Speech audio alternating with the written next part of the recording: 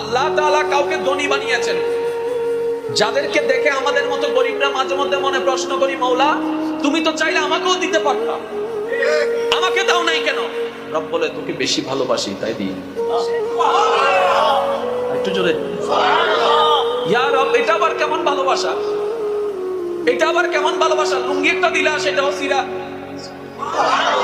মৌলা এটা তোমার কেমন ভালোবাসা? হাত একটা দিলা সেটাও বাঁকা। মৌলা এটা তোমার কেমন ভালোবাসা? ঘর একটা দিলা, রোদের আলো ঢুকে বৃষ্টির পানিও ঢুকে। মৌলা এটা তোমার কেমন ভালোবাসা? যে ভালোবাসায় এত কষ্ট পাওয়া যায়। মৌলা এটা তোমার কেমন ভালোবাসা? যে ভালোবাসায় এত অশান্তি পাওয়া যায়।